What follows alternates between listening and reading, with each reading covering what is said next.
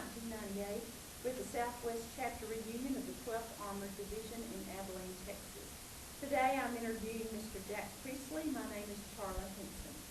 I appreciate you letting us talk with you today, and like I told you, we're going to first ask you about your mom and dad and who they were and where they came from and some information like that. Well, my parents were both born here in the United States. All of my mother's siblings were also born here. My father was one of, I think, two siblings that were born in the United States. Three of them were born, and I think he was one of seven children. And I think four of them were born in Scotland, of parents who migrated from Ireland. So I don't know if I'm half Scotch or all Irish or what, but anyway, that's pretty much the history. Okay, what's your mother's name and? My mother's maiden name was Nellie Doherty. And of course, my father's name was Mr. Priestley. Oh, did he have a first name? Yeah, Peter Thomas. What part of the country are they from? Well, they're all from Chicago area. I was born and raised in Chicago. Lived there until, I went in the Army, and then came back home to Chicago and lived there until 1955 when I moved to Wichita, Kansas, and went to work for the good old Boeing Airplane Company. And left Wichita in 1970 and moved to Norman, Oklahoma to work for the U.S. Postal Service. They had a big operation there. Started out, was known as the Oklahoma Postal Training Operation. They trained maintenance technicians doing electronic repair and things like that on some of this new equipment. And then one day I retired. Okay. And that's the best job I've ever had. Okay, you've had fun doing that, huh? Yeah, right. Okay.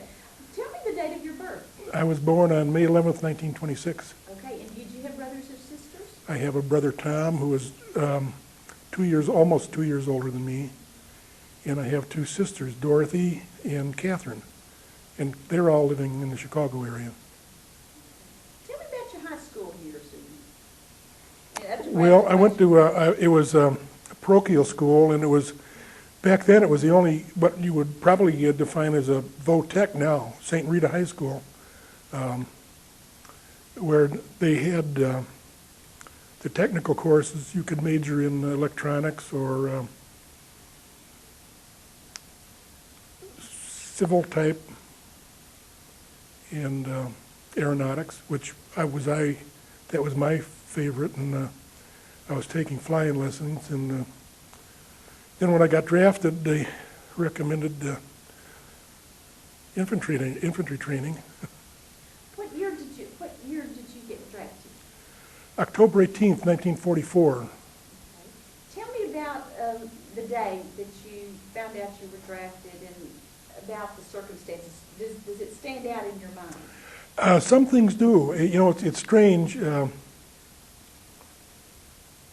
I can remember my father walking me up to the draft board about 5:30 in the morning, and it was on a streetcar line in the neighborhood, a couple of blocks from home, and all of us draftees gathered there and reported, checked in, and they had a chartered streetcar, and they took us all the way downtown where we were sworn in.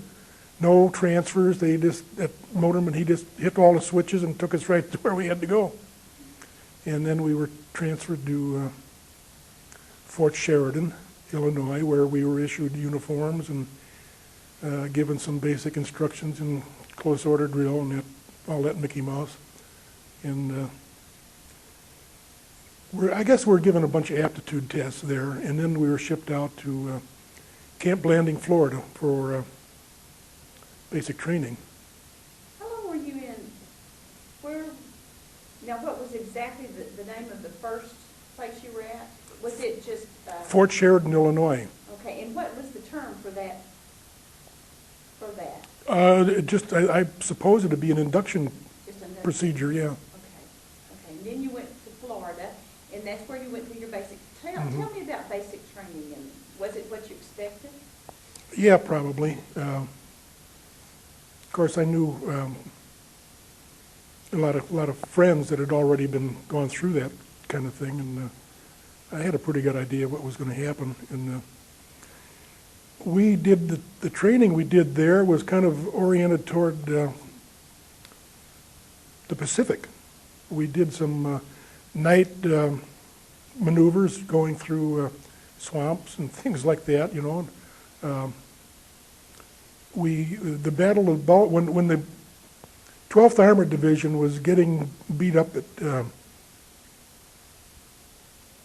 Herlisheim, I was in basic training, and our training had been cut short. We were back then. I think there was 17 weeks of basic training, and they cut it to 15, and that put us into around February of '45. And we got a delay en route to Fort Meade, Maryland. And I went home to Chicago for, I think, 5 days, something like that. Went back to Fort Meade, and we were there. They were having I guess, a queue problem, or logistics, transporting all these troops, trying to get them over to Europe for replacements. And we were probably about 2 weeks at Fort Meade, or whatever the name, Fort Meade. And from there, we went to Camp Shanks, New York, spent a few days there, and we got a couple of passes into New York City and saw all the sights and Radio City Music Hall and all that good thing, you know. Then we boarded a ship.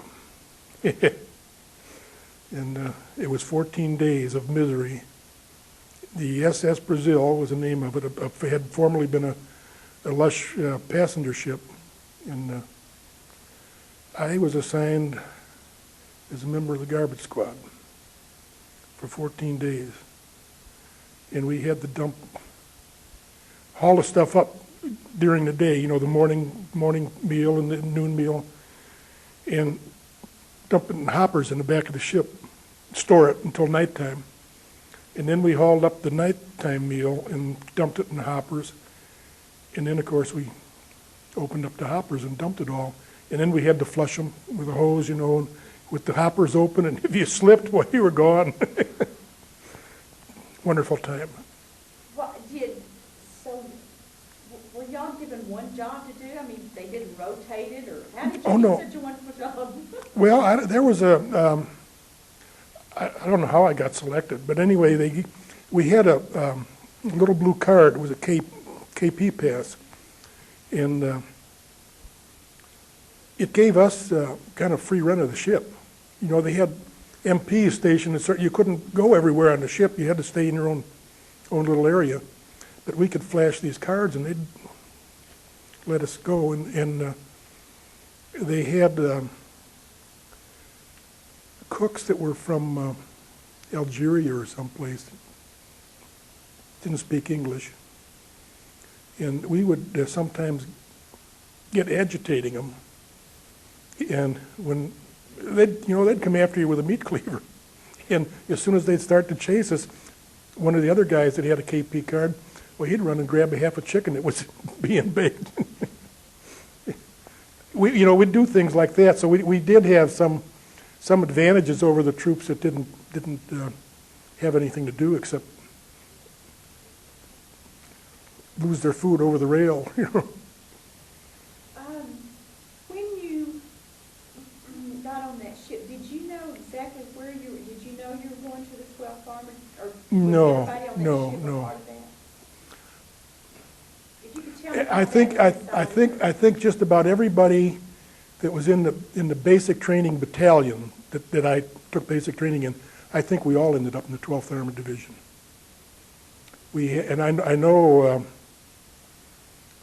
I know a lot of them did. And then when maybe I'm getting ahead of myself, but I was in one of the last groups of replacements that joined it. As far as I know, my world in the 12th Armored consisted of 1st Squad, 1st Platoon, Company C, 17th Armored Infantry. Beyond that, beyond those 14 people, it was a different world. And There were some more replacements came in after me, but I was one of the first groups to leave when they started to break up the outfit. And I ended up in the 86th Division, reassigned to the 86th, which was on a troop ship headed to invade Tokyo. And of course, I had the 30-day furlough coming back from overseas.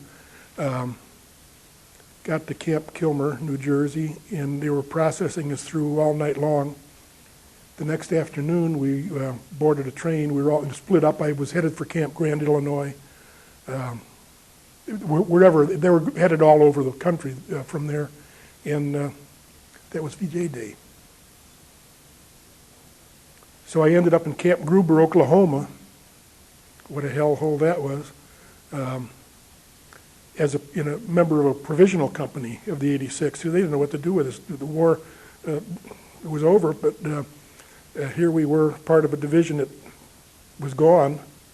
So I was reassigned to the 2nd Division at Camp Swift, Texas. And probably there must have been hundreds of 12th Armored Division people that ended up in the 2nd Division, 2nd Infantry Division. And then I went from there to into San Francisco for a parade on Army Day in April of '46, and then we moved to Fort Lewis, Washington, and pretty soon I got out and went home. So do you remember what day okay. Did y'all go to England? No. Y'all go, where did Went to you? Le Havre, right to Le Havre. Okay, so tell me about that process of reaching Le Havre and finding out where you were supposed to go. Well, nobody told us. You just went where they ordered you to go. The ship landed about, I think about 10 or 11 o'clock in the morning, and we didn't leave the ship until it was dark. We were the last to leave, our group, and they marched us to some kind of a railroad station. It was, a few little light bulbs hanging along, and there was Red Cross people there passing out donuts and coffee. And then we boarded these illustrious 40 and 8s. You've heard of them. The what? 40 and 8s. Oh. And we spent the night. For our tape, tell us what 40 and 8, because some people are not going to know this at some point. Well, a 40 and 8 is a name given to a boxcar. It's got 4 wheels. It's designed to hold 8 horses or 40 humans. And I think we were restricted to 35. I think they really let us go easy. We went on the train that way to Toul, France, to a repo depot. Some people call it a repo depot, and some people call it a repo depot. So take your choice. But that's where we went, and we spent I don't know, maybe a week there or less, 5 or 6 days maybe. Finally got our duffel bags caught up with us, and we were able to shave and kind of get cleaned up. And then we went to, and I can't remember the mode of transportation, I'm probably by truck, to Haguenau. And actually at that time, we were probably already assigned to the 12th Armored Division, but weren't aware of it. We were actually following them, trying to catch up with them. And I remember sleeping in a stable in Haguenau with a number of others, and we were all classified as, I can't remember the MOS numbers. We were machine gunners and mortar gunners. That's what we qualified for in basic training. The TO weapon was a Colt 45 pistol, and that's what we were issued. And you had to sleep with them under your head. They were stolen from there in Haguenau. A bunch of them were stolen. Anyway, from there we went to,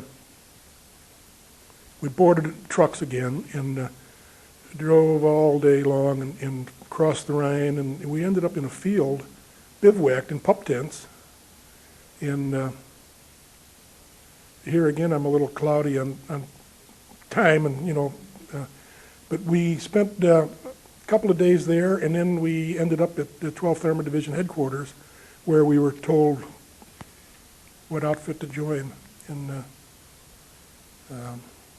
ended up in C Company on the 17th Armored Infantry.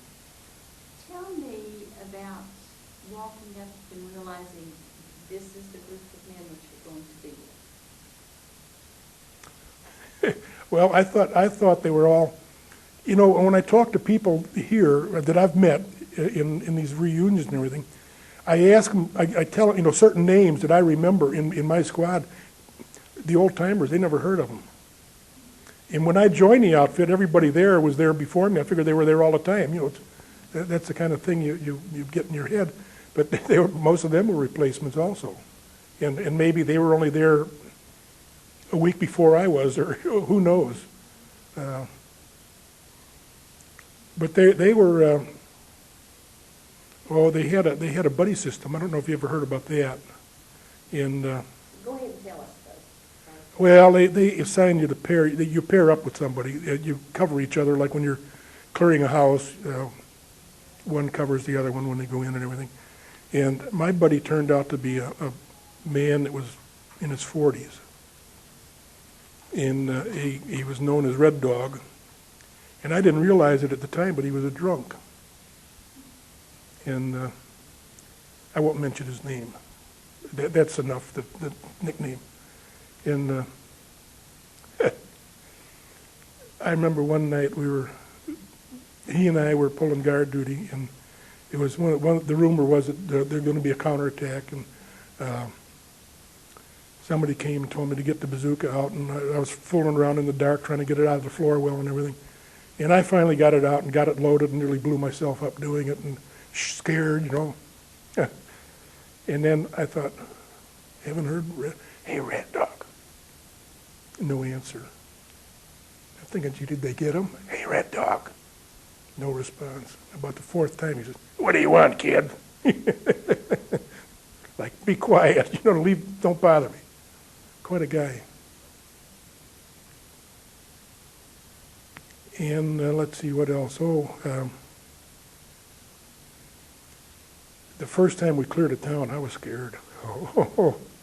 And he was ahead of me, and he was just as calm as could be. And I didn't realize he was, soused. Our platoon squad leader would ask him, plead with him, don't drink until we get back, and then you can have his canteen was always full of wine, I guess, or something more, Calvados, or. Who was your captain? Steve Gambos, I think was his name. And What was he like? I never got to know him. I think he was kind of arrogant. I went over as a private and returned as a private. No promotions to PFC or anything like that. Of course, I was a short timer. Arrived late and left early, like many of them did. And Tell me about the first day that you had to go in, would it be a battle or clearing the town? Was that the first day you had cleared the town? Was the day that? no, the day that I joined the company and got assigned to the squad and everything, I'm gonna back up a little bit. We were issued. When we got overseas, when we got there overseas, we were issued sleeping bags, and they were pretty comfortable. We got to the 12th Armored Division, they took them away and gave us blankets. And the first night in the 12th Armored Division, I was on the ground with my 2 blankets, and it was the most miserable night I ever spent. In the morning is when just at daybreak, one of the little German Liaison planes came over and started throwing out Panzerfaust, bombing us with. And I guess that was my introduction to war. What was it like? kind of scary. Do you remember the sounds or the smells of that? Well, I've rifle fire, there's an odor of the gunpowder, and that they issued us, that's another thing they did. When I got to the 12th Armored Division headquarters, they issued us all M1 rifles. And I asked this first sergeant, what do I do with this 45? And he said, keep it, throw it away, turn it in. It doesn't matter to me. So I turned it in. I didn't want to, in basic training, I couldn't hit anything with it anyway. I was pretty good at the rifle and machine gun. I could handle one of those okay. But then the rifle that they gave us, we never had an opportunity to zero them in. So, and that's important. It seems to me like when you take basic training, you spend all that time with a rifle and you really get to know it, how to set the sights and everything. That should be yours forevermore. But instead you turn them in and then they give you a new one when you get overseas. Many things I didn't understand about military life.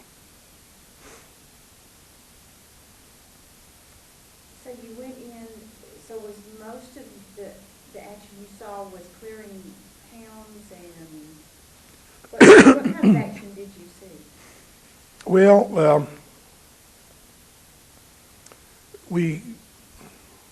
I rode the back of a tank across the Danube. There was, and there wasn't much fight. Well, it was mostly ahead of us. We were waiting on a road paralleling the Danube, and I can remember it being kind of a rainy, drizzly kind of a day, and the convoy had just come to a halt. We were just parked on this road, and first thing you know, there was all kinds of little fires burning in the road. People picking up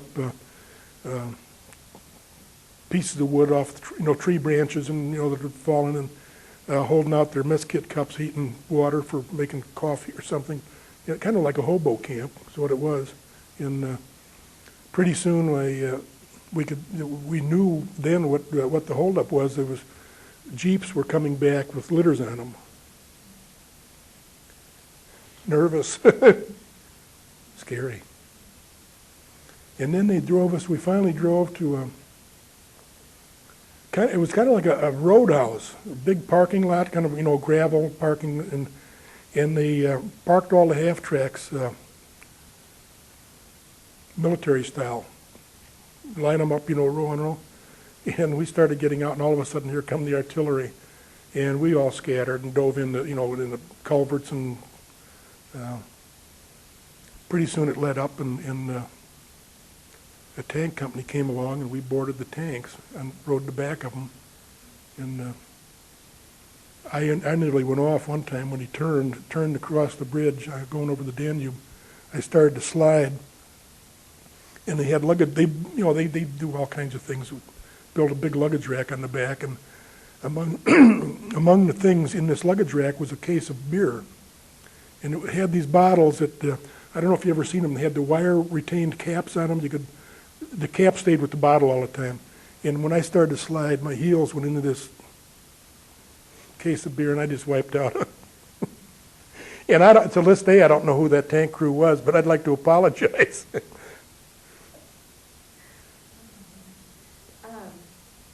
So you got across the Danube, and then kind of what else has happened after that? Well, we just, every now and then we'd come to a town and we'd have to clear it and maybe capture a few prisoners, and then we ended up in, I can remember entering this, can't remember the name of the town, but it's featured here on some of where they had the prison camp.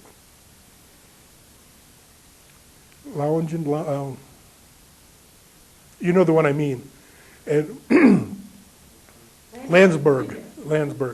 We weren't the first ones there. As a matter of fact, when we got there, the military government had come in, United States Army military government, and prohibited us. We weren't allowed in there. But there was a bad odor in the town. It was just, like flesh. It was just, so it wasn't nice, It was, but we never did get inside, and we didn't see anything that was any bodies or anything in there. At least I didn't. weren't allowed in. By the time you got there, were you aware of what it was? Mm-mm. Well, after we were there, we were told what it was, but when we got into the town, I didn't know. We were, the old story about mushrooms, they keep you in the dark.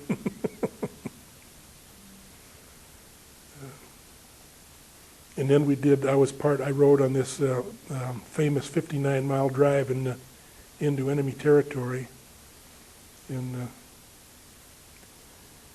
a few days after that, when our service company finally caught up with us, they refueled us. Why we went on to, I can't remember the name of the town. I kept, when I started out, I had a little postcard that I kept in my pocket. And every town I came to, I wrote the date in the town. And I lost it 20 years ago. It's gone now. But anyway, we came into this town. It's the town we ended up in when the war was over. Well, we were relieved by the 36th Division. And a few days later, while the war was over, there's a story there about, in our company history book, there's a story about an SS trooper being killed there in this little town. And I remember the incident because I was fooling we came into this town, and it was the first really day that it was a beautiful day. The sun was out and kind of warm, and because we had encountered snow and nothing. It was just bad weather, and there was no fire, no war going on. We didn't hear any gunfire at all anywhere. It was just so nice and quiet. And there was a big building on a corner of a dirt high road intersection, and there was a German staff car parked there, a big old Daimler Benz, and a sidecar motorcycle, German Army motorcycle. And I was fooling around with this car looking for booby traps and thinking, boy, if I get this started, I'll tool around here in big time. And I couldn't get it started, and so then I went working on the motorcycle, and they had pulled the magneto wires on it, and I twisted them together, and it started up, and I was getting ready to go for a ride. And all of a sudden, this firing started, and leaves blew right from where I was. I thought somebody was shooting at me at first. And I had my rifle right with me and everything, and I ran around to the corner of the building, and I squatted down looking both. I didn't know, where they were coming from. And fell in the squad, John Dwyer. Came running around. He reminded me of an Indian with a scalp. I got him. He's holding a holster with a Luger in it. Evidently, this SS trooper started firing, and Dwyer going to head back to the company CP to say, we got problems here. And he turns around the corner of the building, the opposite corner that I was on, and who does he encounter but this SS trooper he's got a machine pistol. And when Dwyer saw him, it scared him, and he dove into a ditch and rolled over with his M1 and come up firing. And they were firing at each other, and he killed him. And when I went back to look, well, the guy, Dwyer emptied his rifle on the guy, and there was one bullet, it almost scalped him. It hit him here and deflected off, and the scalp was peeled back, and he was dead, no doubt about it. And Dwyer, as white as a ghost, I got him. And I was thinking, that guy saved some of us from being killed. He never got honorable mention. He should have been at least a Bronze Star or something. Our company commander, that's, what I say. I'm told he died, committed suicide, but I don't know if this is true or not. He owned a bar in Pittsburgh or someplace. It's interesting. You learn about a lot of these people. And the guy that we had for a platoon leader, at least when I was in the outfit, the story that I heard was he joined he was a staff sergeant when he joined the outfit, and he couldn't hold his rank. He was always getting busted for something. And when they were forming the organization, everybody was bucking for first sergeant and platoon sergeant and everything, and he didn't care if school kept or not. He was one of the first ones to get a battlefield commission. How did that work? Don't ask me, I don't know. Well, leadership, I think, the guy was, he knew what he was doing. We were sitting by a fire one night, we were sitting around, they had to build a fire, and this was a few nights before we did this 59-mile thing, and it was kind of cold, and, they were sitting out, it was out in the open, and we were sitting around the fire just kind of shooting the bull and talking about the $1 million wound. And he put out his foot and he says, aim right there. Like aim for his big toe. And I'm sure he was kidding. I don't think anybody wanted to, but he said, yeah, right there. He said,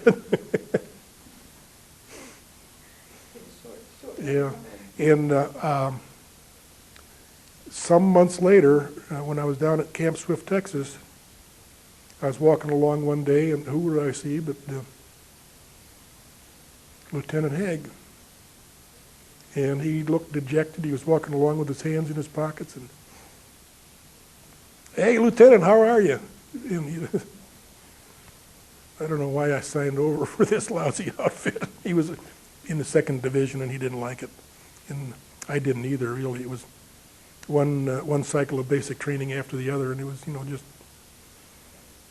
not my way of life. I didn't go for it. I worked my way into the motor pool there. I got driving a Jeep, and that's how I ended up acting T5. And they told me if I signed over, they'd make me permanent T5. Thanks a lot. Tell me, let's go back to the 59-mile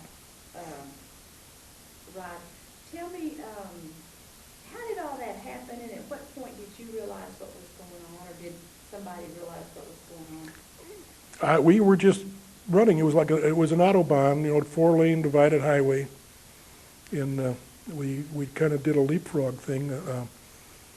As I recall, the half tracks were on one side of the road, and the tanks were on the other.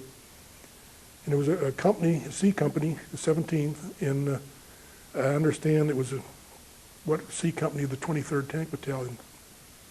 And we kind of played leapfrog. The infantry half track, the lead would come to a bridge and overpass, and they'd jump out and try to secure the bridge, and sometimes they'd be shooting down at German soldiers trying to wire the bridge to destroy it.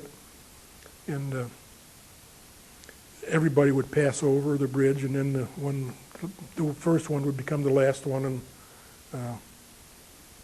the tankers were shooting up everything in sight. If they saw a truck crossing a overpass, maybe half a mile down, you could see the rounds explode when they hit the bridge. Like they'd maybe be a little bit lower. And, interesting ride, real fast. So was it sort of like tank infantry, tank infantry? Is that how it was sort of set up, or y'all were just all going? No, it was they kind of paralleled each other. Oh, one was on one side. Yeah, one was on the northbound side, and the other was on the southbound side. Well, like Interstate 20 here. If you took up the whole one side of the road eastbound, you were going to. You didn't let anybody get in your way. Just. So when you stopped, you ran out of gas and all that stuff. How long were y'all there before they called it? Oh, 2 or 3 days, I think it was. So how did y'all fill up for 2 or 3 days? Well, kind of nervous. We found our half track, the tracks on it were real worn. And in this, I can't remember the name of the Feindorf maybe, or I don't remember the name of the town. There was a half track there that obviously had been captured by the Germans, and it had real good tracks on it. And our service company got up there, and as I recall, they did a switch for us, changed the tracks. Kind of interesting. We had that service company. Those guys were pretty good. Tell me a little more about the service company. There was one attached to the 17th.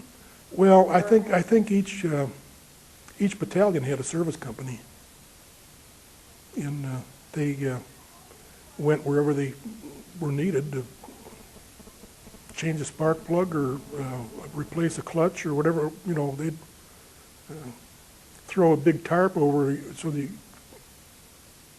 could light a light underneath to see what they're doing at night, and they'd work until they were done. They did a good job. Basically, they were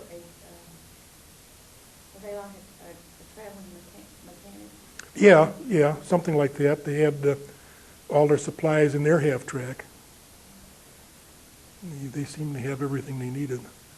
Now, were you a rifleman or were you a machine gunnist most of the time, or both? No, I was. How did you fit in this? I was a rifleman. Okay. However, we pulled guard duty. Our rifle squad half-track had a 30 caliber machine gun, water-cooled, and then they had a couple of light 30s, I think, air-cooled 30 calibers. The machine gun squad had a 50 caliber on the ring mount and water-cooled. But when you're pulling guard duty, of course, you stand in the ring mount and with the gun. I remember one night I was pulling guard duty, and we back up, kind of try to, you don't leave them out where they can be seen, readily seen. You try to find a place where they're kind of undercover, and again, another little town we were in, and going to spend the night probably, and the service company would always follow up, locating the vehicles so they could refuel them with these 5-gallon jerry cans. That's what they brought along, and there was always some guy walking down the road trying to find these vehicles, try to locate them for when the fuel truck came along. I'll never forget this one. It was kind of around dusk, and I saw this guy coming down the road, and I didn't know who he was or anything. I just kind of reached around and swung the gun around in his direction, and boy, he saw me doing that, and he was name, rank, serial number. And I didn't, I wasn't threatened. I didn't tell him to halt or anything. I was just getting ready, and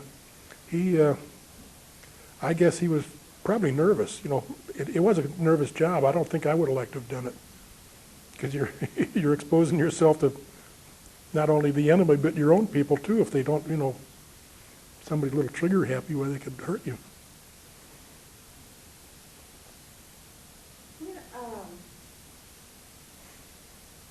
You were a replacement, and you said it kind of felt like that the other guys might have been replacements.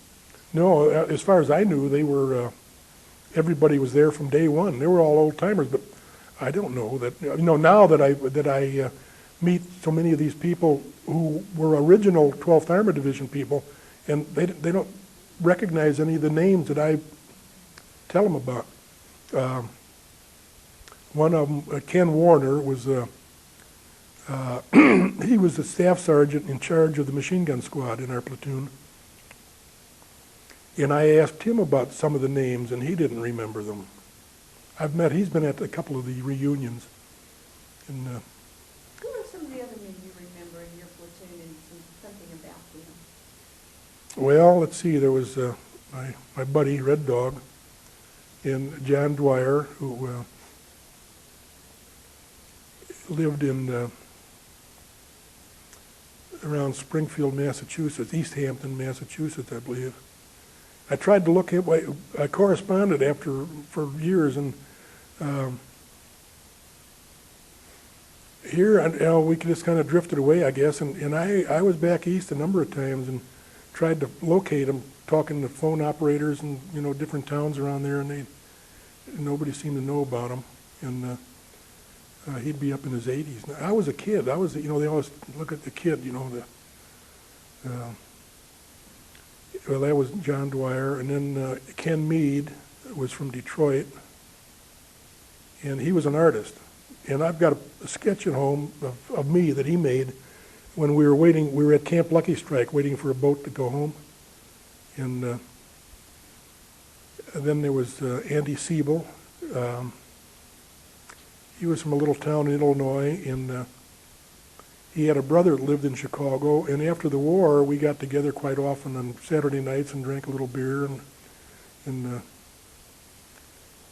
then there was, let's see, who else? Oh, Tony Prashak was our squad leader, and he lived in Gary, Indiana, and Andy Siebel and I, Tony was still overseas, and Andy Siebel and I went out and visited his family one time in Gary. And then the Malott brothers, they were twins. They were from Mount Carmel, Illinois. And they went in the same time I did. They joined the 12th Armored the same time I did. Let's see, who else? Oh, Votaw. He was our scout. He was the guy that walked in front of everybody. Oh, Lordy. You know that we have a company history book.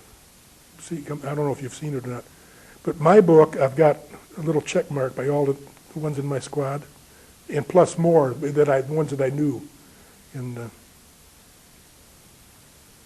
you know, right off the top of my head now, I'm trouble thinking about who all they are.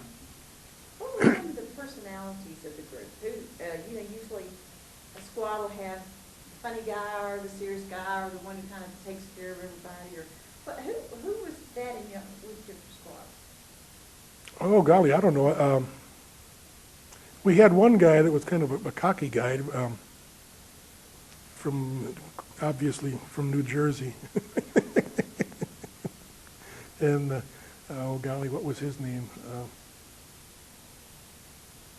Can't think of it.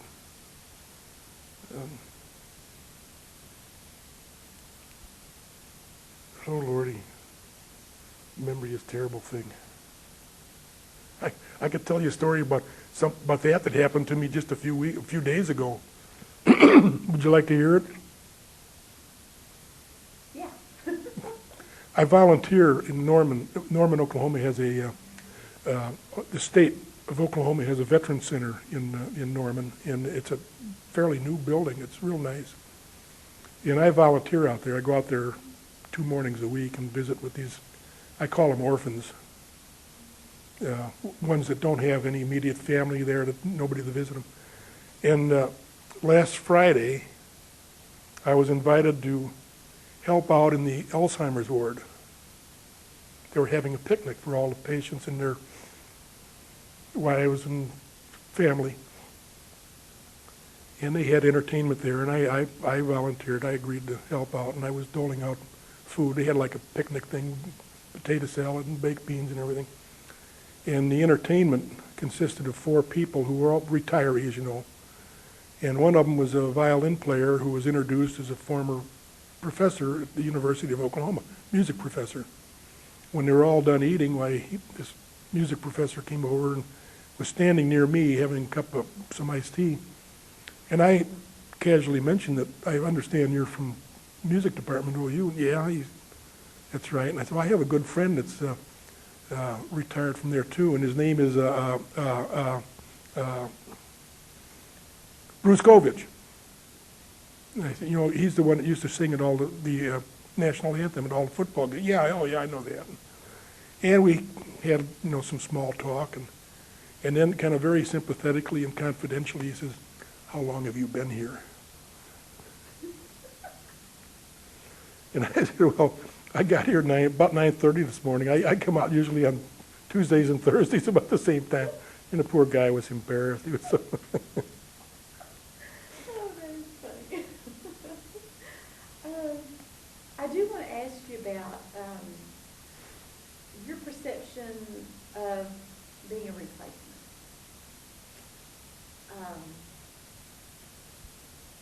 Did you ever feel like a replacement, or well, were you ever treated differently, or how do you think that? Well, I always felt that they used me when they needed me, and when they didn't need me anymore, you're gone, which is true. It's what happened. But the thing that amazed me, so many of these people in the well, not only our squad but in the platoon, who I thought were old timers, they left the same time I did.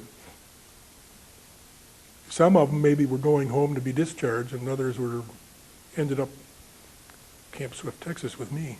Good old Camp Swift.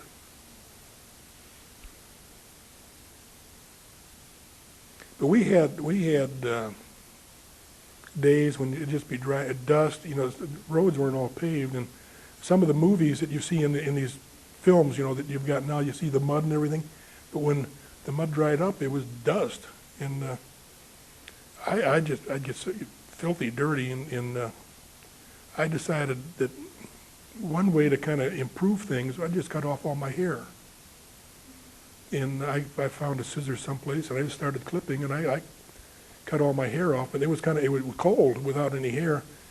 So I put on, I don't know if you've ever seen them, they used to have these little knit caps with a little peak on them that fit under your helmet. Well, I put that on all when I was out, and when we're traveling, and when you had an opportunity to wash your face, well, I just had all face to wash. And we came into this town of Bopfingen, and our squad was billeted in a guest house. And there was a man and woman that lived there, a husband and wife that ran this guest house. And we told them what part of their building they could have and what part we were going to take.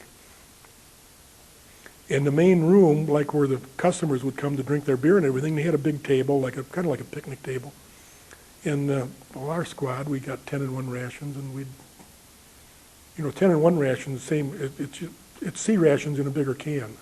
So, but anyway, we let them eat with us. We, fed them.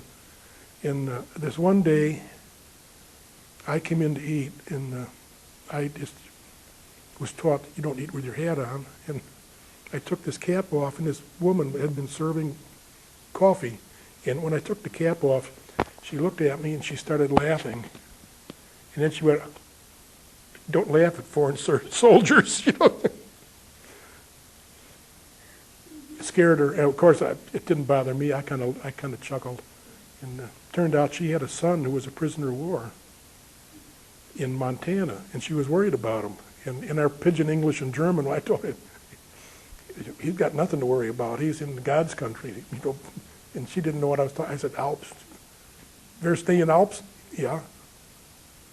Montana Alps."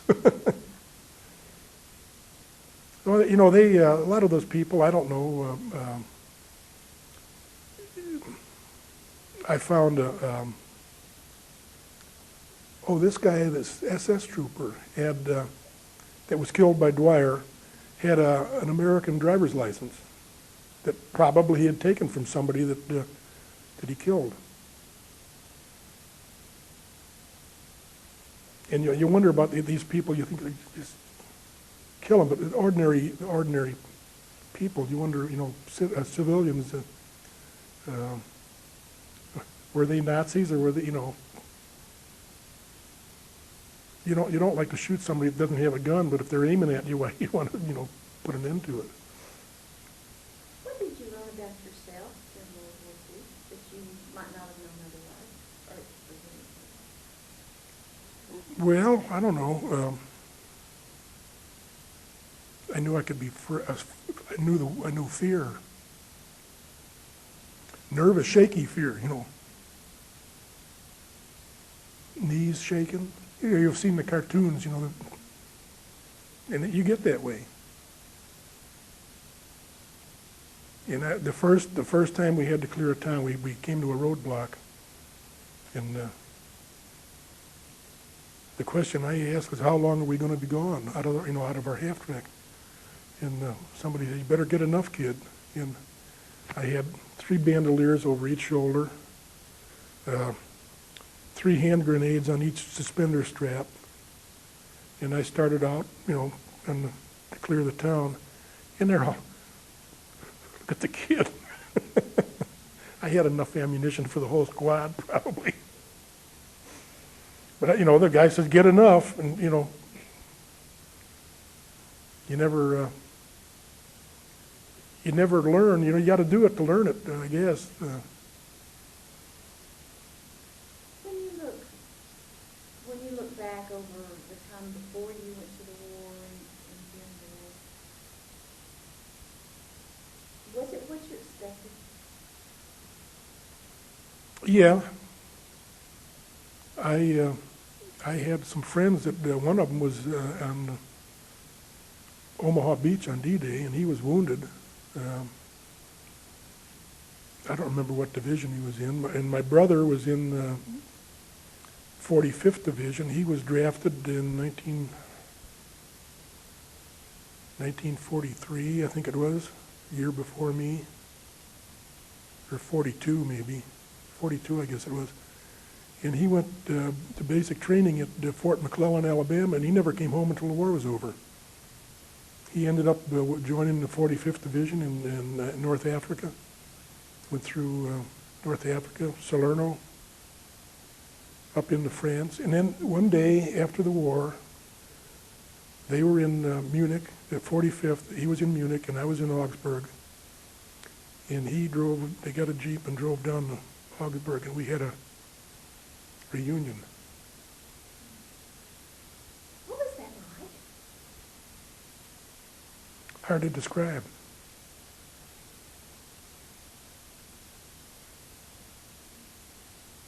Did you make it through the war without being, Oh yeah, without being wounded? yeah.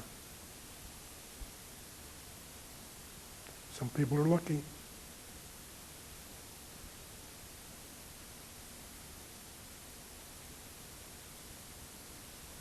Yeah, there's a lot of them that weren't so lucky. You know, there's a old guy that I visit here at the Oklahoma Veterans Center. He doesn't have any legs, and he can't get out of bed by himself. They have to lift him out. He's 80, I think 84 years old, and I visit him and listen to his stories, and he'll tell me the same thing over and over again, but he's got somebody to talk to for a little while, but he can't get around. And you think about people like that, and it's how fortunate I was. You were not wounded either. No. I wanted, that's another thing. I wanted to enlist when I got out of high school. I had just turned 17 when I graduated from high school. I was a little bit early. And I wanted to enlist, and my father wouldn't sign for me. He said, sleep in your own bed as long as you can. And when I turned 18, I had to register for the draft and had no control over what happened then. But he was concerned because he had a Purple Heart from World War I. As a matter of fact, he had he was wounded by shrapnel, and then he was gassed. So he had a cluster, Purple Heart with a cluster.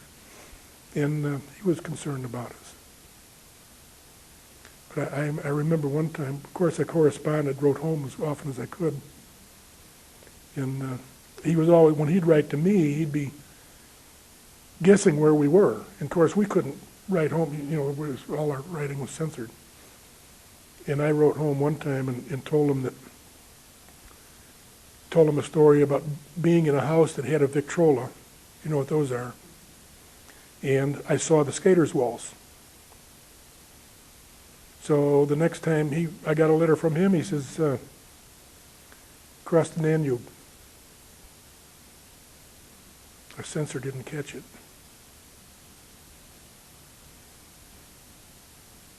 Did you and your brother get home at the same time? No. I got home, of course, after the war. I was home right VJ Day. A few days later, I was home. I had to go back. Of course, I wasn't, But when he came home, he was out. He came home the following January. And he was all done. His time was up. And I stayed until the following July of 46, from Fort Lewis. Boy, I made a lot of Army camps. What did it feel like between, just on hold, or just, you said you didn't enjoy after moving from place to place, but what were they doing with all you guys? Basic training. One cycle of basic training after that, down at good old Camp Swift. It was a terrible place. People were, they were signing petitions, writing to congressmen, and And most of them were all combat veterans, you know, going through this Mickey Mouse close order drill and extended order drill and rifle range and all the things you do in basic training. But I got into the motor pool, and that kind of eased it a little bit. You know, I could get out of all kinds of details. So how long were you in the motor pool? That last? Well, I got in there, it was in probably about November of 45. October, November 45, and I was in it until I got out in 46.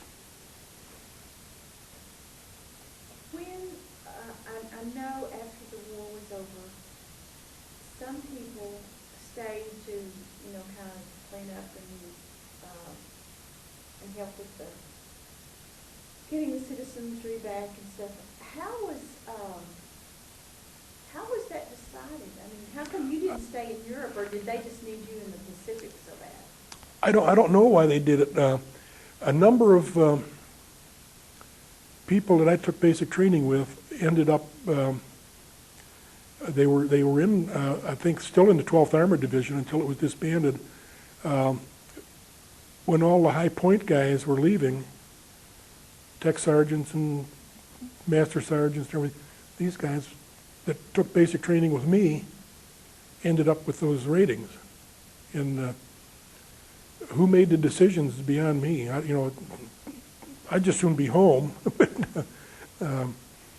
There's a fellow that, Glenn Waltner, he lived in Norman, Oklahoma for a while, was telling me a story about how he became, after the war, he became General Allen's personal driver. And he ended up in all kinds of fancy places. Paris and Riviera and, you know, places like that. And he was, I suppose, maybe a T5 or a buck sergeant or something. Well, as you look over your time in the service, is there one, you know, like if you were to wake up today or you're walking through your day and something of World War II would you remember? Could you share, is there something like that that you could share with us? Something that I would remember? It's just sort of, just kind of sticks out. Oh, I can remember when I got off the boat at Le Havre, I thought to myself that I'm not going home like that. I don't know how I'm going to get home, but not that way. And then, of course, when we did go home, it was on the SS Porpoise. It was a Liberty ship. And we didn't have space below deck. We went home on the deck. But it only took, I think it only took 6 days or 7 days, something like that. Whereas going over in a convoy way, it was terrible. North Atlantic in the wintertime, a big, you know, those ships would just pitch around. Oh, terrible. Especially when you're in a garbage squad hauling stuff up, you know.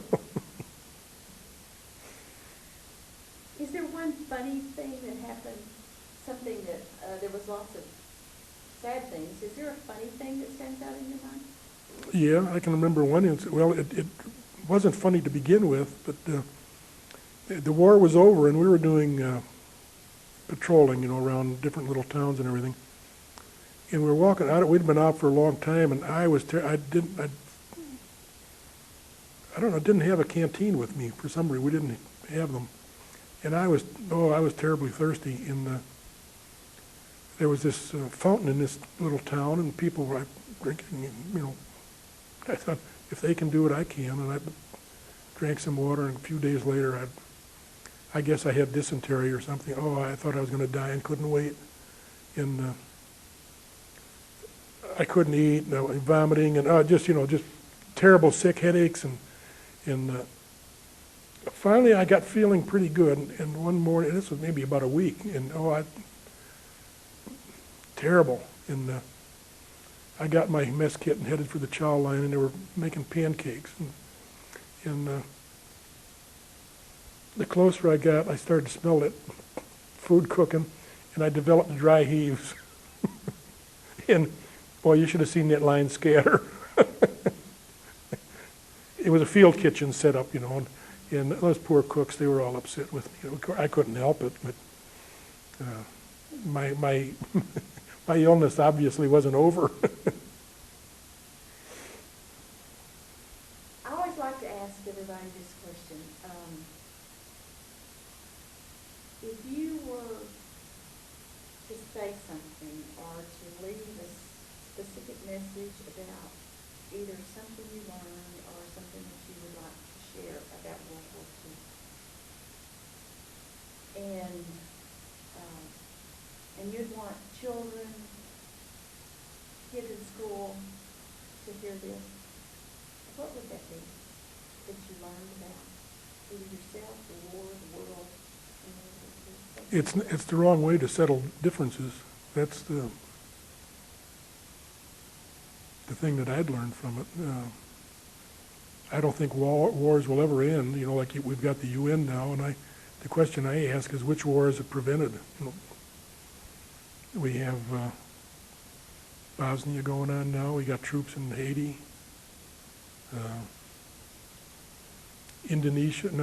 Philippines, I think they're having trouble. All over the world, people are still, whether it's greed or lust for power, the ones in charge are being fought by people that want to be in charge. And I guess that's human nature, maybe never end, but it sure would be nice.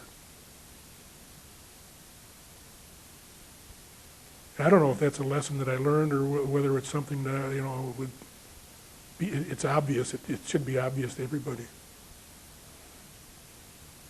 Tell me what you did after the war. Did you have a family? Well, after the war, of course, I stayed in the military until I got out. I just bided my time and got out in July of '46 and joined what was known as the 5220 Club. It's $20 a week for 52 weeks. As a veteran, you were entitled to that much, and because I had signed up to go to school, and so I went to school, got a degree in mechanical engineering, and got out in 1949, and I had a job all lined up with American Car and Foundry about 6 months before, well, about a year before I graduated, I guess. I was pretty much lined up. And about 6 months before I got out of school, they went bankrupt. And there was a bad year. 1949 was kind of a depression year, a recession. So I ended up driving an ice cream truck, probably making more money than I would starting out in engineering. And did that for a couple of years, and then I went to work for the electromotive division of General Motors. And I was testing generators and traction motors that they put in locomotives. Did that for a couple of years. And then I went to work for Fairbanks Morse in their diesel division, involved with diesel, not so much diesel locomotives, but diesel engines used for stationary power plants and pumps and things like that. And then I went to work for the Mall Tool Company, and that was a company that made small power tools, chainsaws and electric drills and kind of thing you'd see in a hardware store. And after that, I went to work for the Boeing Company in Wichita, and worked there until 1970, and came to Norman and went to work for U.S. Postal Service. In 1989, I checked it all in. And now I've got the best job I ever had. Give the time away and boy, hobbies. yeah. I'm spending a lot of time now trying to edit film tapes of pictures that I've shot on vacations and And I really didn't keep a very good inventory record. My filing was terrible. And I'm trying to improve on that now, and it's a rough job. But it's a relaxing job, no pressure. I'm doing it myself. Is there anything I've left out? Any area of your war experience that I've left out, or something you wanted to tell me and I forgot, I didn't bring it up, or? No, nothing I can think of. I didn't tell you the bad things, and I don't think I will. Yeah, I was thinking, I thought, well, you haven't told me any bad things yet. Yeah. Well, the first time it occurred on this trip on the 40 and 8th. Daylight, we boarded in the dark with all our worldly belongings, and there are no beds or bunks or seats in these boxcars, and very uncomfortable throughout the night. And daylight came, and pretty soon they broke out K rations, and we had our mess kits open. Everybody's sitting cross-legged on the floor of the boxcar. And I was looking for a place somebody lost his helmet during the night. And I was looking for a place where I could settle down and where I could break open my K rations. And I spotted over in the corner a stack of blankets. And I thought, my golly, nobody's sitting there. That'd be a good seat. So I struggled over, stepping over these guys that are squatting around on the floor. And I sat down in the blankets, and it rocked. And I thought, well, there's the missing helmet. And I thought, well, I was going to do like a table trick. You pull the tablecloth out, and all the silverware and dishes settled down. And I reached under, and I got the lip of that helmet, and I pulled it out, and it splattered all over the guy sitting there, all over his coat, his overcoat. Now, don't ask me what it was.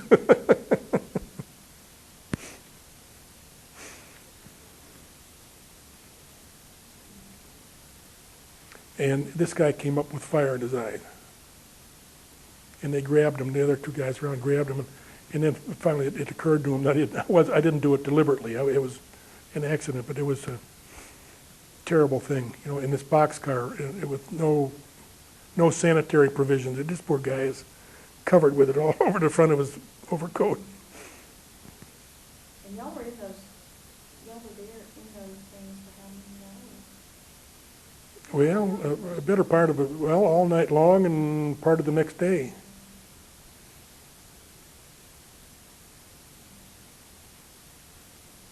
Those are things that happen, I guess, in wartime. I don't know, but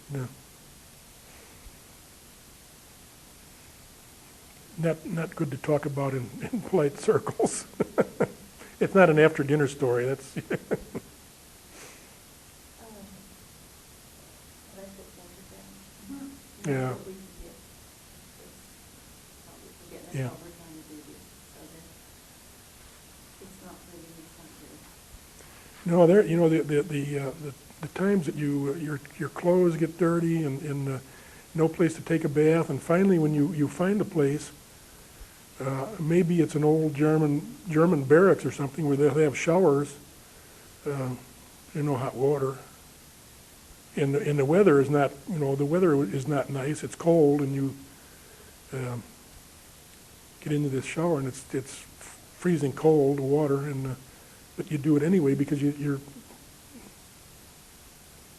want to feel clean for a change, it's very discomfortable. And, I slept in a bed one night with one foot on the floor. It was so full. We didn't very often get to sleep in a bed, and I thought this is my chance. And I worked my way in, but I had to keep one foot on the floor to keep from falling. I was only halfway in, but it was worth that effort just to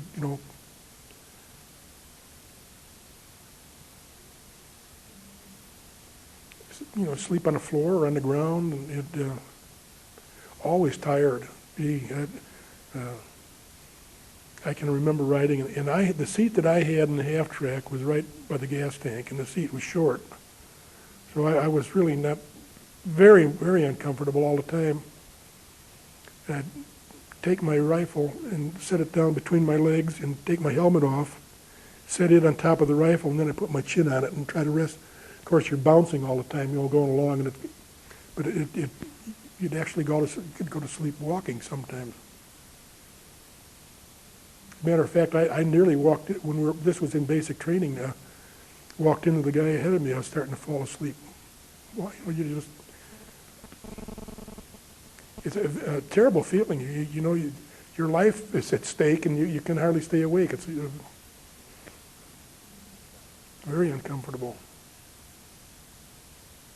Were the nerves, were you just always kind of on? Does war just make you on edge all the time? No. I remember another experience that occurred to me. We arrived at this. We didn't capture this place, but we arrived there. Maybe we did. I don't know. A jet plane assembly plant along an autobahn where the median was green concrete. And nighttime, we put up guard duty. We were set out to guard different road intersections. I was set out. It was still daylight. They gave me a light machine gun and my rifle, of course, at this highway intersection. And I was supposed to be relieved in, 4 hours, or supposed to be relieved during the night. Well, no relief ever came. And I thought, well, did they think I went AWOL, or, can't they find me? I was worried. And it started to rain, and the ditch I was in started to fill up with water. And, maybe it helped keep me awake. And then I heard this noise. It sounded like airplanes. And tanks did sound sometimes in the distance, sound like an airplane. And I thought, those are tanks coming. And I thought, what am I going to do with a little lousy machine gun against a tank? And pretty soon, I could see him in the dark coming along, and I thought, what can I do? I got some hand grenades, and I got a rifle and a machine gun. I can't stop those tanks. And I saw the big white star on it.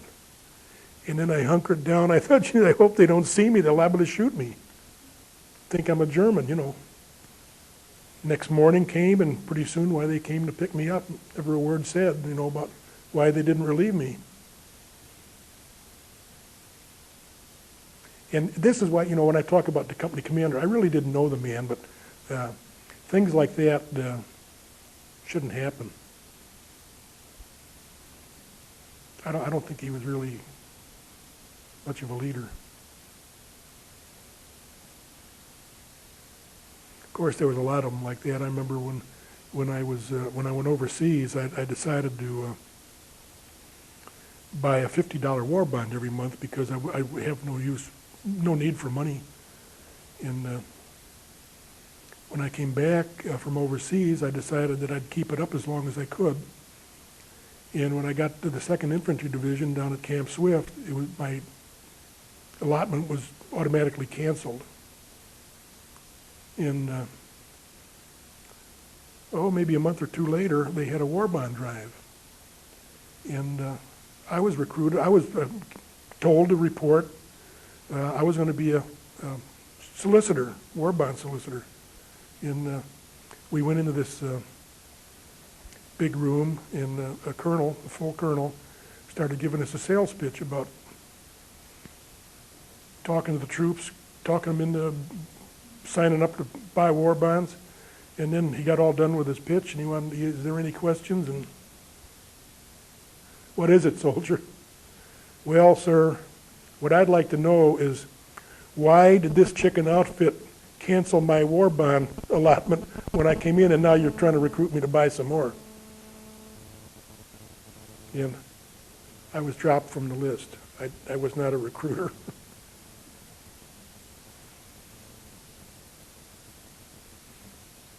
Well, it's about time for us to go. We got to do something. But I appreciate your time. I really do. Well, I hope it was some value to you. I don't know whether I'm. The special thing is we can always pull different things out. I mean,